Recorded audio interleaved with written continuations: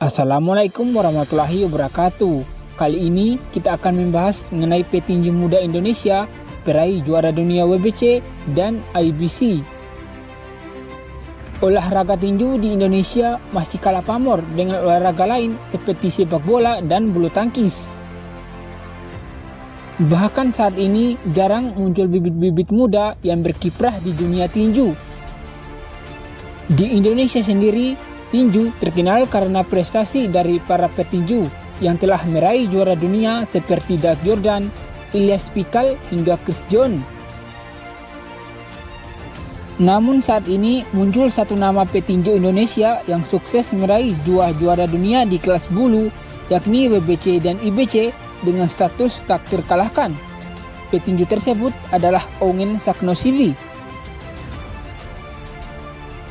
Ongen Saknosivi adalah petinju muda Indonesia kelahiran Ambon, Maluku pada tanggal 15 Juli 1994. Ongen Saknosivi memulai debut tinju profesional pada 23 November 2016 yang lalu saat mengalahkan Emmanuel Hutagalang.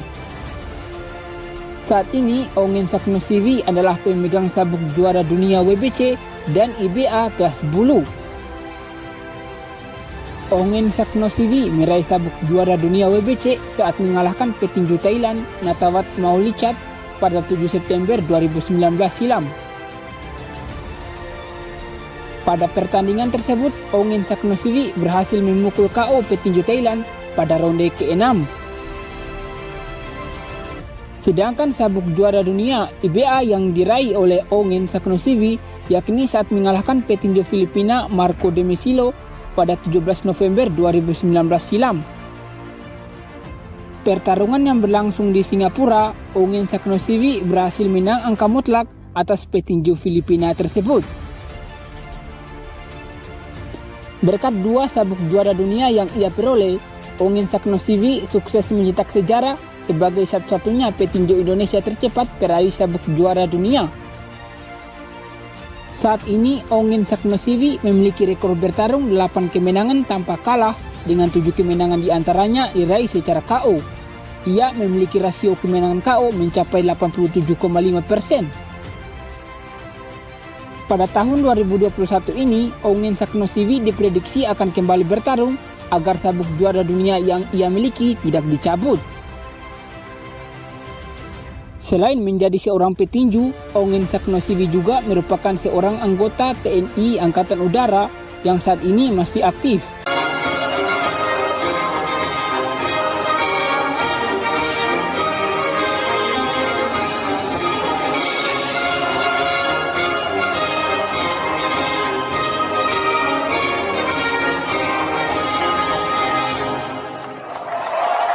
Hadirin dipersilakan duduk kembali. Ladies and gentlemen, please.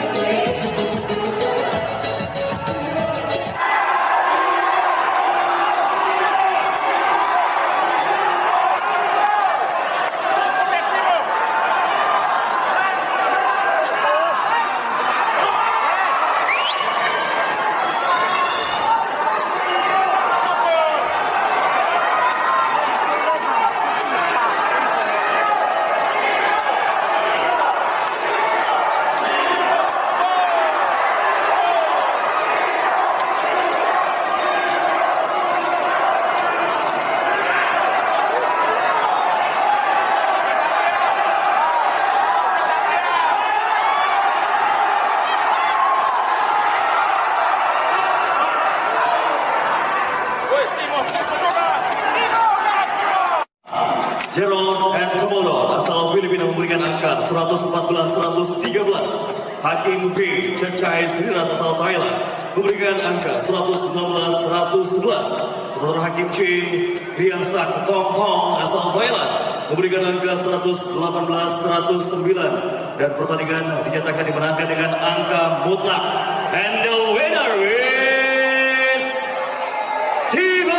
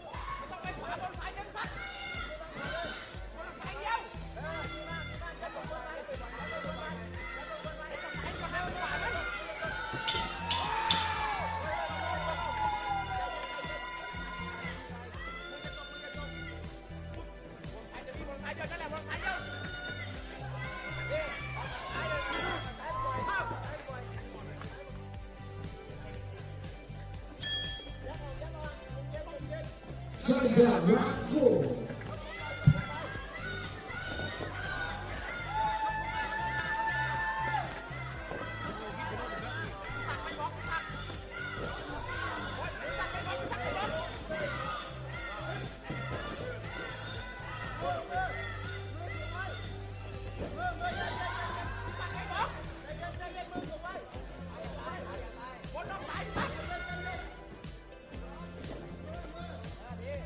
ไปนั่นแหละ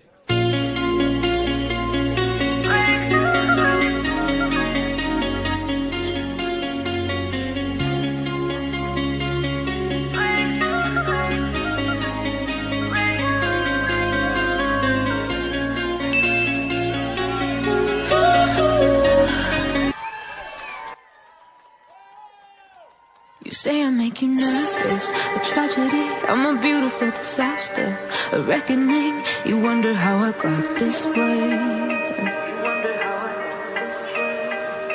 You think I'm someone to be saved, someone to clean up and tame. Oh, some things never change, never change. Oh, you think I would look pretty on your arm once you cover up my bruises and battle scars, but it always ends the same. Can't bear the things I've had to face. Got you crying on your knees in pain. Oh, some things never change, never change. Oh, you'll break your back to make me feel again. Suffocate to make me breathe again. Lose your mind from endless pain. Some things never change, never change. Oh, redemption ever came. I stopped asking for forgiveness, cause you should know only fools tread where the angels fear to go, but you keep trying to get too close. Save myself by turning into stone. So save your judgment cause you just don't know. But some things never. All right, ladies and gentlemen, let's once again give a big round of applause for Dawoud Yordan and Ekoui Kamani. Come on, guys, give it up for both of these guys. This was by far the best boxing match that we've seen at Evolution 2.5. One former world champion and one former Oriental contender. All right, so I have your official time remember here. Due to the fighter in the red corner, Ekoui Kamani, retiring at the 3rd minute of round 5, we now declare your winner by way of technical knockout. He's now the new WBC Asia Super Lightweight International Challenge Belt Champion, former world champion, Dawoud El Chino Yordan. The current WBA Super Ну, а Featherweight здесь всё Champion of правильно. the world, defending his title tonight for the 15th time, Chris Опять мы видим вот этого the мальчика, Dragon который поднялся в ринг.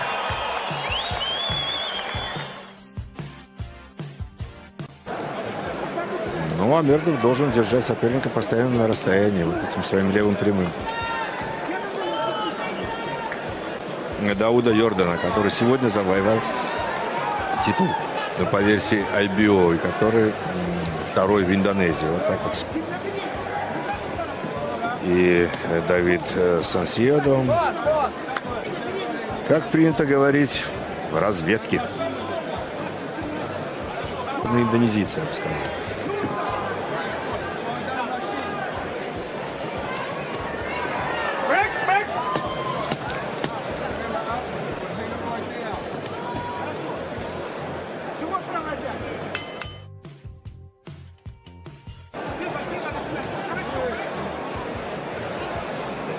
Активнее начал его Крис Джон.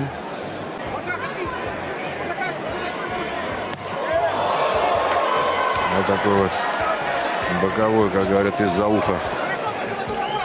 Ну, Мердов пока думает о защите.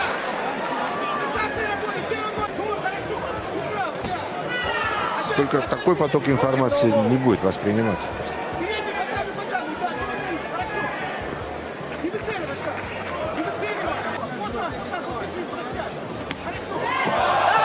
Да.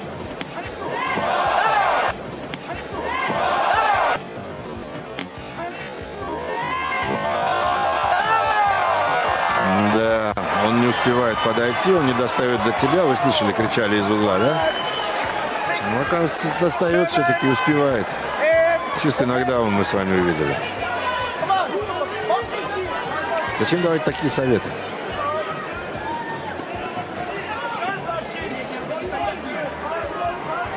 Индонезиец освоился, мне кажется. Он уже понял. Постепенно раскусил, что из себя представляет соперник. И сейчас будет вырабатываться на полную.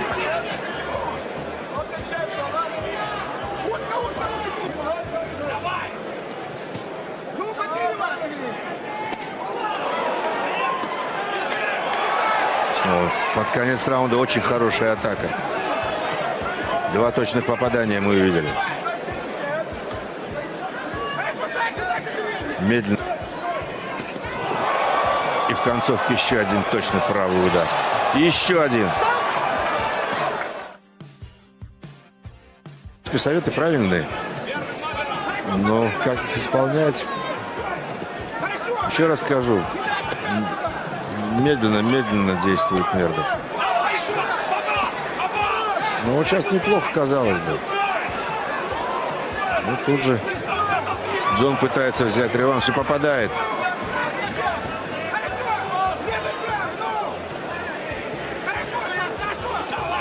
Предсказуемо. Пропускает Мердов еще один удар. Разного уровня, господа. Разного класса, я бы сказал. Не были лукавые цифры порой, но это о чем-то говорит о очень много.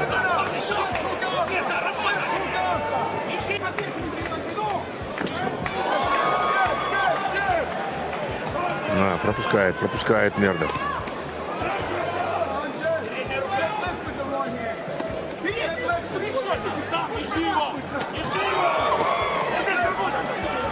Сильные удары. Надо еще отдать должное Станиславу Державу. В категории до 57 килограммов по версии Всемирной боксерской ассоциации. Так вот, все 3 раунда пока за... Простите, австралиец, оговорка такая.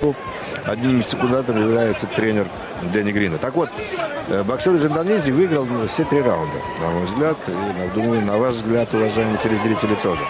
Пытается держаться, пытается что-то отвечать Станислав, где 2 секунданта, каждый кричит о чем-то своем. Они ни к чему хорошему не приводят, на мой взгляд. Индонезийцы очередной пропущенный Мердовым удар.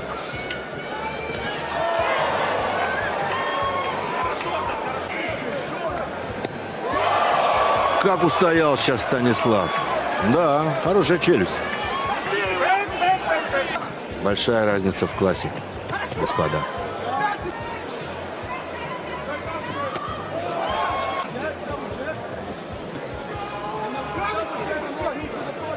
Заканчивается 4-й раунд. По-прежнему точнее.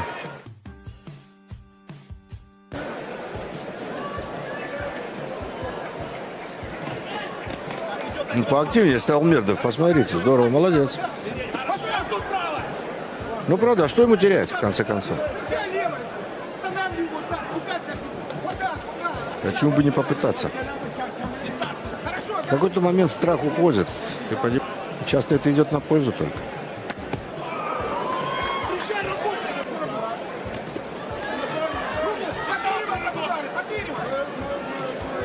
Застаивается за такое количество ударов, как в предыдущих раундах. Ну, не знаю, может, это и неправильно с его стороны.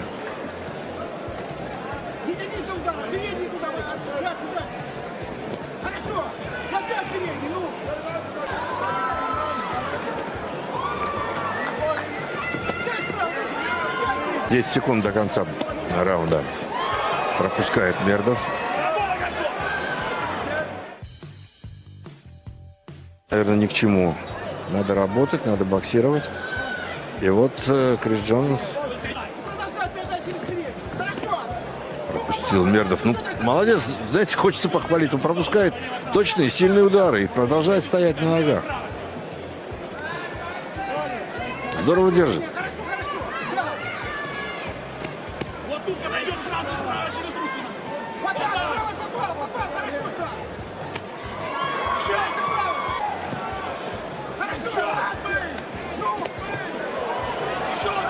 Ну, неплохо, неплохо, Станислав. Надо продолжать.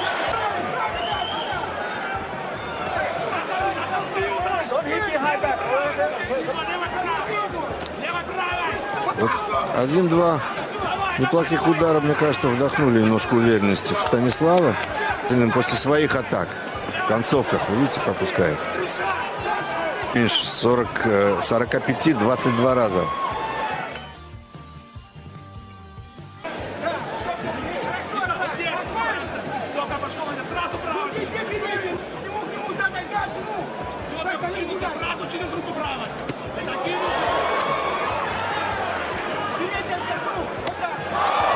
Остается стоячей мишенью. И Грин, вы знаете, он почти не глядя, да, вот эту свою последний удар свой убрал.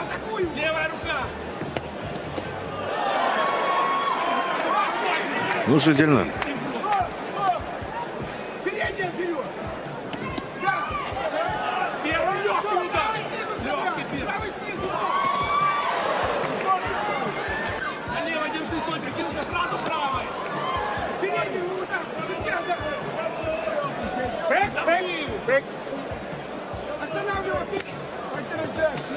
Я уже говорил, что украинский боксер из 7 поражений с Азадом Азизовым дома в Донецке он проиграл.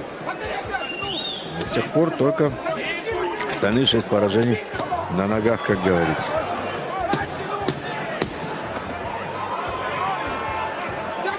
Поэтому он этот бой может доставить до конца. А если попадет...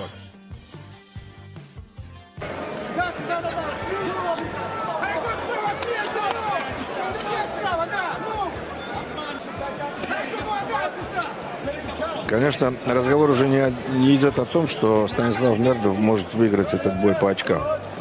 Чересчур много потеряно.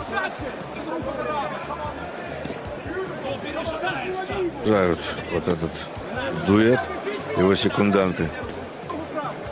Может, он привык к такому вот поведению. Но мне кажется, очень трудно в такой ситуации работать.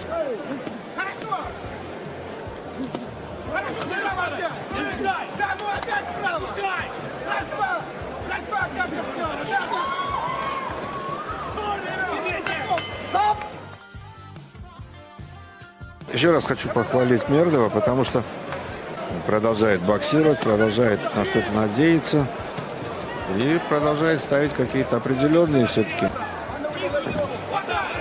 Пускает справа сбоку точный удар, не давая ему отдыхать. Казалось бы, это должно было звучать со стороны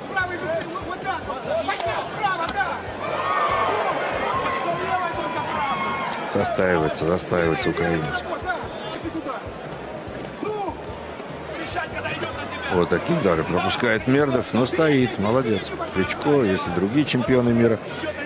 Но и любительский бокс, который питает. Но, знаете, мне кажется, здесь тут делает все возможное. Начал гораздо хуже, смотрит сейчас.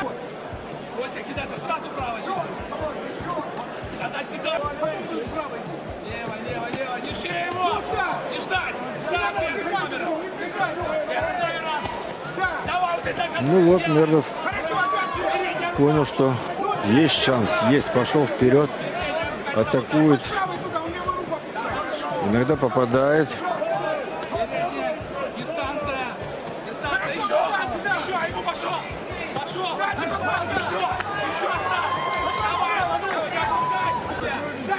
Смотрите, один кричит передняя, все время передняя, прокручивает снизу справа.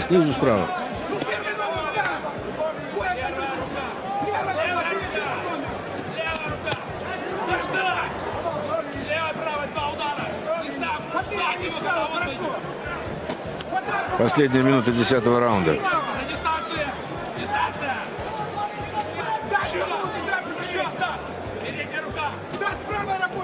Раунд Мердову отдадут судьи.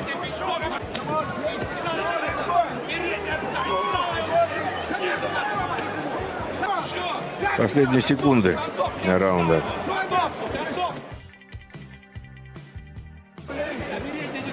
Но вот для того, чтобы одержать красивую досрочную победу, этого, что делает Крис Джон, пока недостаточно.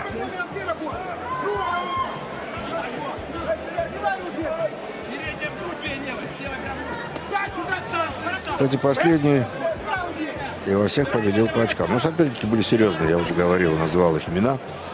Поэтому что ж, и тем более мы подчеркивали, что Крис Джон не панчер. Он полагается не на свой удар смертельно, а на свое мастерство, на то, что как он может переиграть, перебоксировать соперника. И сегодня опять он это демонстрирует. А вот сейчас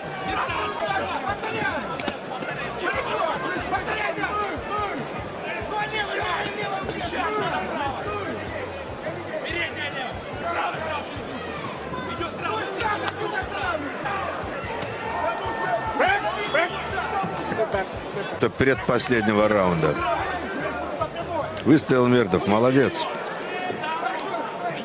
Хвалю его. ругаю его секундантов и хвалю боксера.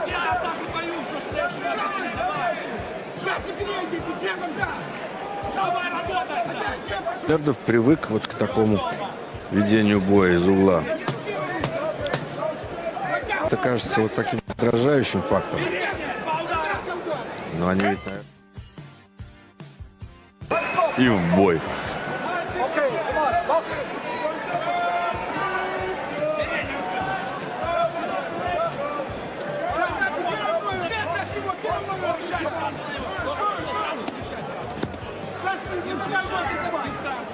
Ну, вы знаете, рассчитывать на то, что сейчас индонезиец раскроется и действительно даст шанс Мердову попасть, становится все меньше и меньше. Ну, тяжело на это рассчитывать.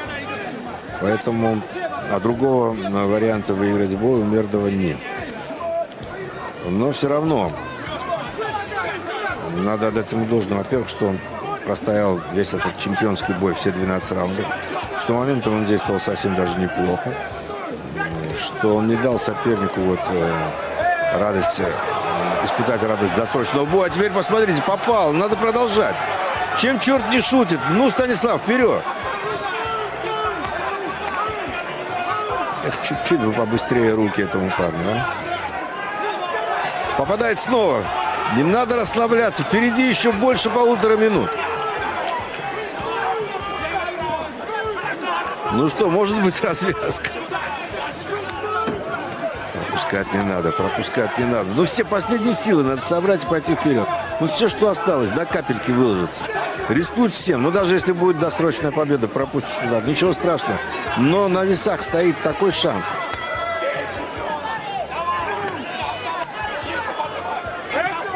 Чувствует, видит веселье, но он уже отошел от него.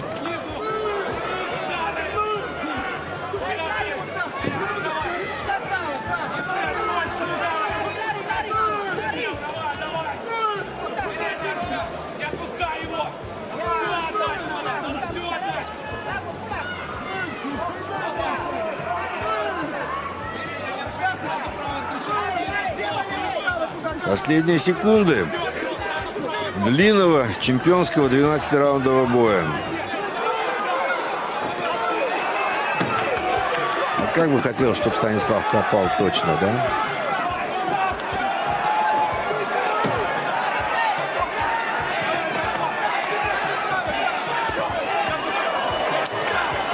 Ну, 19 секунд. Пойти вперед и попытаться 2-3 удара подряд нанести.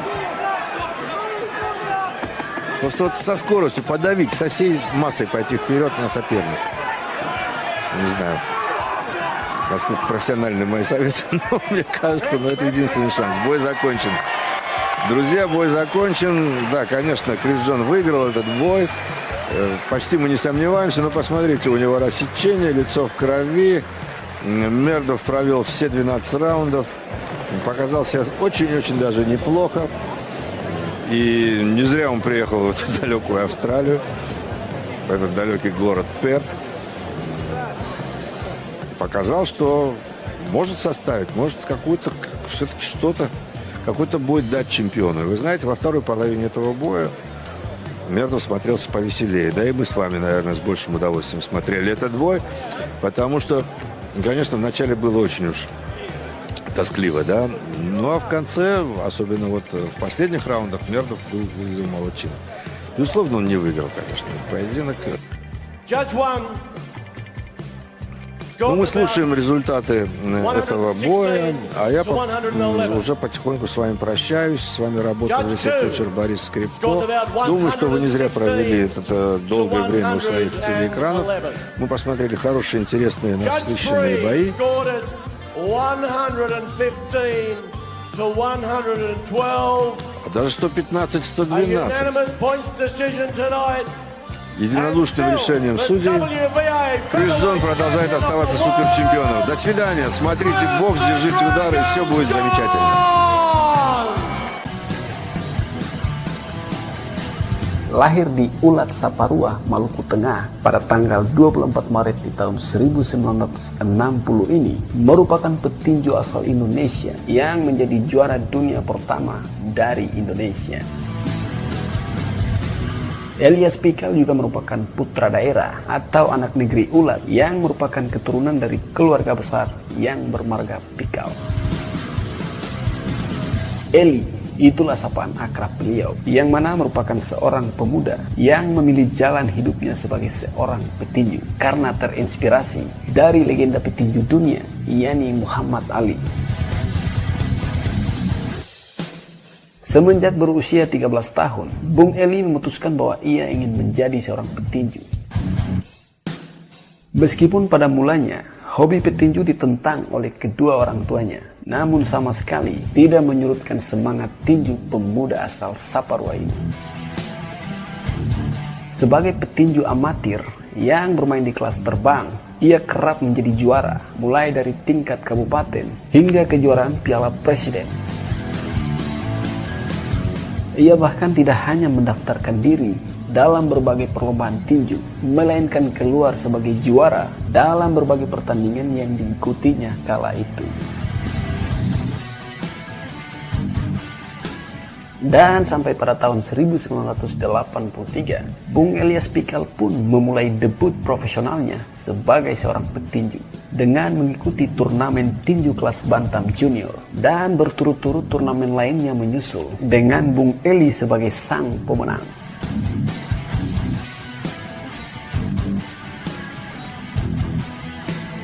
Beberapa prestasi tingkat dunia yang pernah diraihnya antara lain adalah juara OPBV setelah mengalahkan Hyun Chung asal Korea Selatan dengan kemenangan angka belas ronde pada tanggal 19 Mei di tahun 1984 di Seoul, Korea Selatan. Dan atas kemenangan ini, Elias Pikal menjadi petinju profesional pertama Indonesia yang berhasil meraih gelar internasional di luar negeri. Ia merebut gelar juara IBF kelas bantam junior atau kelas super terbang dari petinju Korea Chun Judo di Jakarta pada tanggal 3 Mei di tahun 1985 dan beberapa turnamen bergengsi lainnya. Pukulan hook kirinya yang terkenal cepat dan keras itu membawa Elias Pikal ke puncak popularitas. Di kalangan wartawan, pukulan tersebut dijuluki sebagai The X Socket, merujuk pada nama sebuah rudal milik Prancis yang digunakan Argentina dalam Perang Malvinas yang berkecamuk pada masa jaya Elias Pikal saat itu.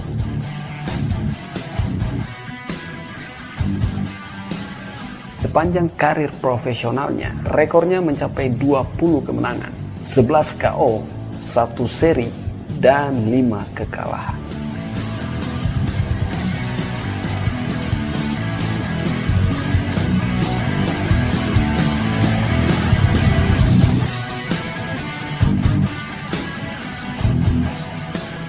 Sosok legenda tinju Indonesia, Wongso Suseno, petinju pertama Indonesia yang meraih sabuk juara level internasional. Senjata andalannya, pukulan tangan yang begitu cepat bak panah sehingga ia mendapat julukan Super Quick. Gaya tinju Wongso Suseno bertipikal ortodoks, ia merebut sabuk juara OPBF kelas welter ringan pada 1975.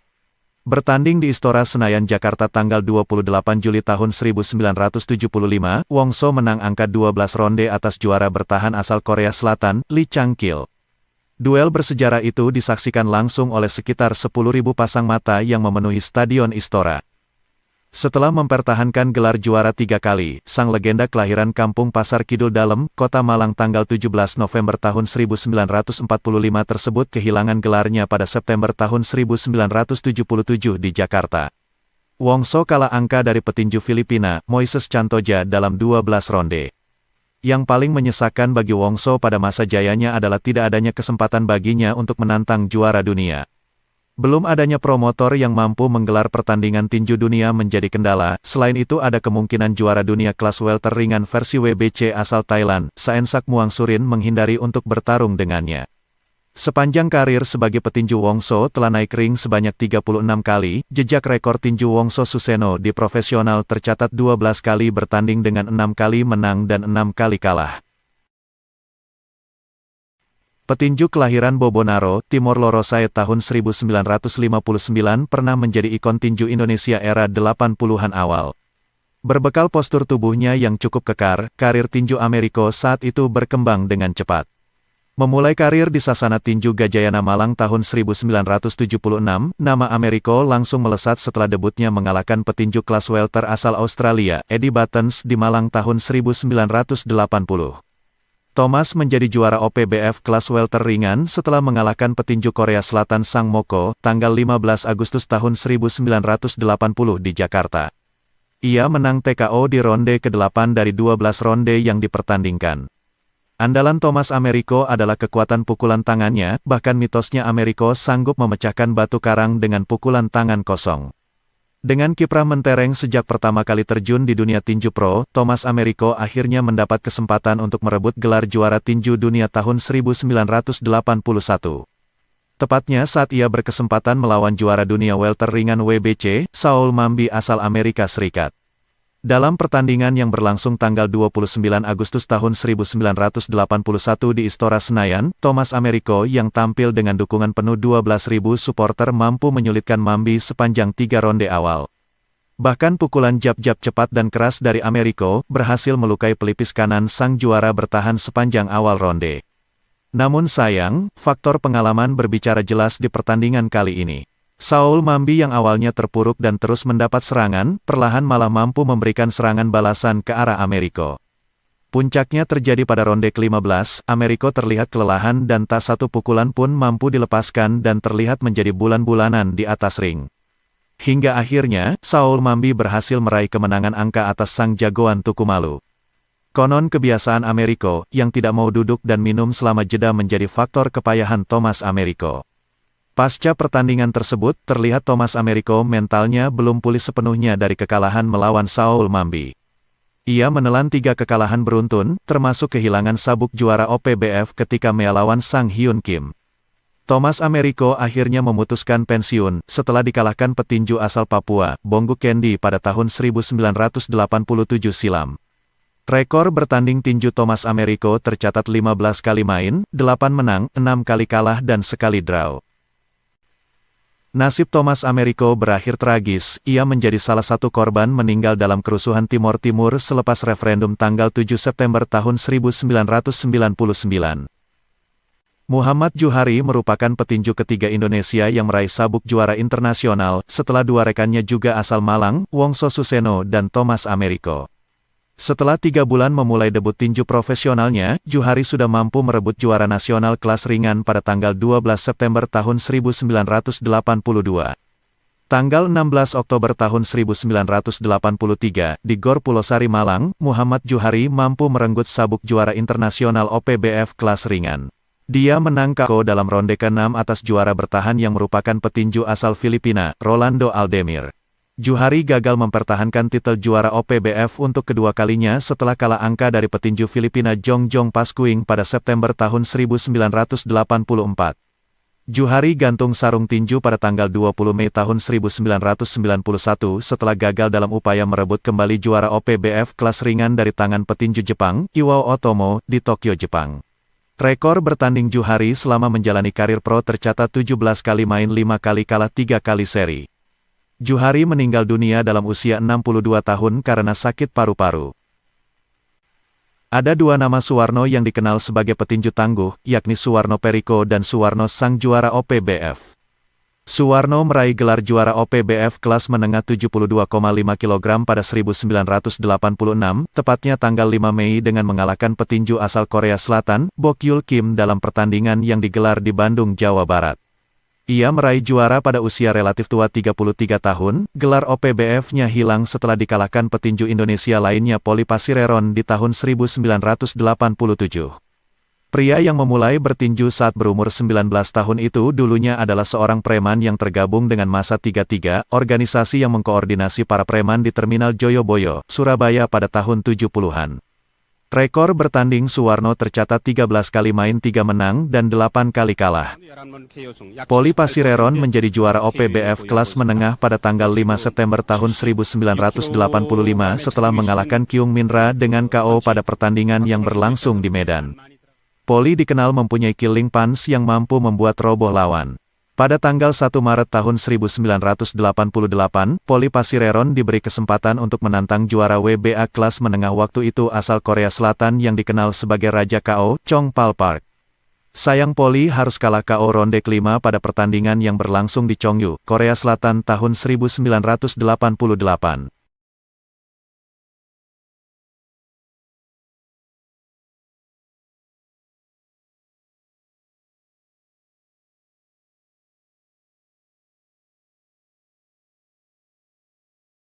Di tahun 1983 Hengki memulai karirnya sebagai seorang petinju profesional pada usia 21 tahun.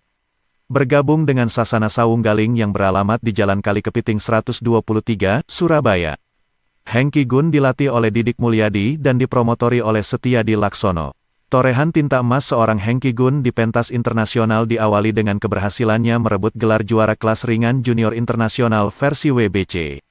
Gelar ini diperoleh Hengki Gun setelah berhasil mengalahkan Chor Hafalang sang juara bertahan dari Thailand tanggal 16 Januari tahun 1988. Namun gelarnya harus lepas usai kalah TKO oleh Robert Deki dalam pertarungan yang dilakukan di Inggris pada tanggal 28 Maret pada tahun yang sama. Gelar kelas OPBF diraih Hengki ketika mengalahkan Geronporas asal Filipina lewat kemenangan TKO pada ronde keempat. Hengki berhasil mempertahankan gelar OPBF selama 5 kali berturut-turut. Di akhir perjalanan karirnya yang panjang kurang lebih 1 dekade, statistik pertandingan Hengki Gun tercatat main 49 kali dengan kemenangan 40 kali, kalah 8 kali dan seri 1 kali. Setiap orang pasti mengenal Elias Pikal, legenda tinju tanah air yang merupakan juara dunia pertama dari Indonesia. Tanggal 3 Mei tahun 1985 merupakan tanggal bersejarah bagi Elias Pikal ketika meraih sabuk juara dunia IBF kelas Bantam Junior.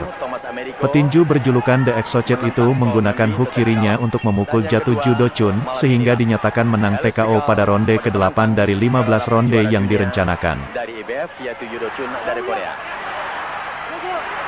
Kedua petinju melakukan uppercut pukulan.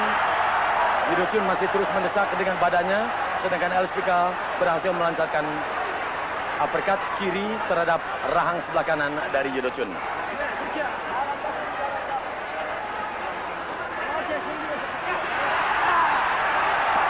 Elias Pikal tidak meneruskan saudara-saudara, walaupun tadi dia sudah di atas angin, memberikan pukulan hook kiri, tidak kena sekarang uppercut dari Elias Pikal.